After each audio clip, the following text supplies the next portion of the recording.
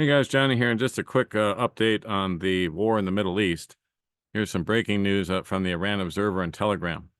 Iran's electronic warfare systems are jamming GPS near the Persian Gulf, which points to some kind of military activity. Yes, it does. At the same time they're jamming there, Hal Turner reporting in his covert intel section that military jamming, both GPS and radio communications, is happening inside of Israel, but it's going all the way up and through Turkey.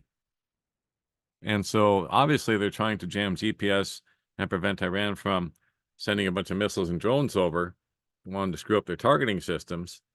However, what's strange is NATO is the one doing the jamming, according to Hal sources. So why is NATO sticking their nose in all this all of a sudden? Very strange. And at the same time, Russia is positioning tanks up on the Golan Heights between the Israelis and the Syrians. And they say it's a policing action. So you have to ask yourself, who are they policing?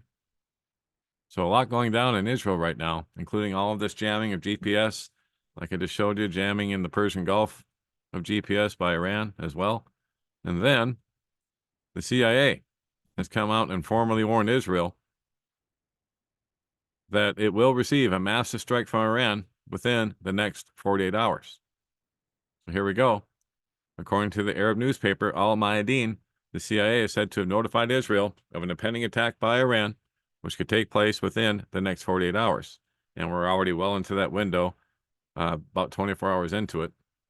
So it could happen any time. Tehran, as many analysts point out, well, they don't want to provoke a widespread military conflict in the Middle East. So what they're trying to do is come up with an answer that shows the Iranians can meet the challenges without expanding the war. Well, that's going to be tough to do. That's a tough juggling act to perform. But apparently they are planning on a combined attack with a swarm of drones and cruise missiles launched from Iran to strategic locations inside of Israel. And like it says here, within 48 hours. So according to the same information, well, we just covered that. It's going to be a combination of drones and cruise missiles. And then I'm going to skip down. This is just a bunch of quotes from different Iranian officials saying that the Zionists are going to pay and so on.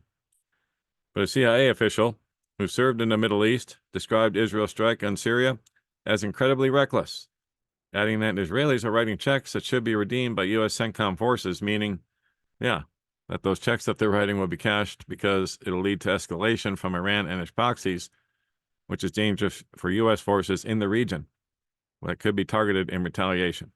And so they probably will be. But nonetheless, the CIA is warning Israel they will receive a massive strike from Iran within the next 48 hours. And then the U.S. is pre-positioning military gear for two possible wars. So on the one hand, all this stuff may go to Israel and the Iranian conflict or somewhere in the Middle East, or it could end up in Ukraine. So the U.S. is moving massive amounts of military equipment. Over 1,500 pieces of equipment were loaded onto the USNS Charlton for deployment.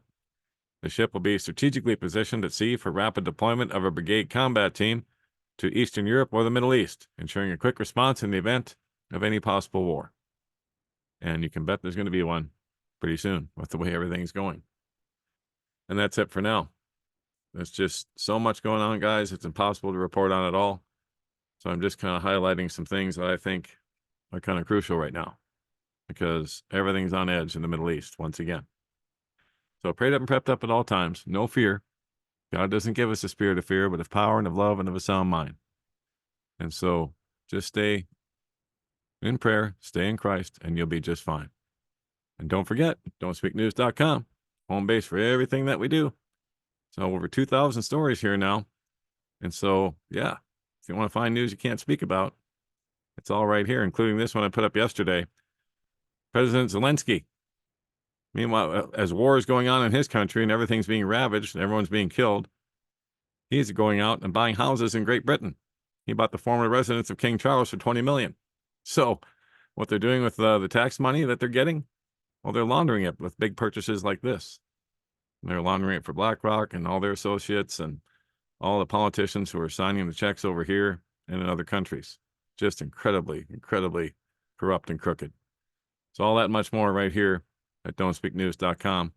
If you want to find us on YouTube, BitChute, and Telegram, Rumble, just click this tab right up here and here are all the different places you can find us. If you want to support the channel, click channel support. All those links are right there.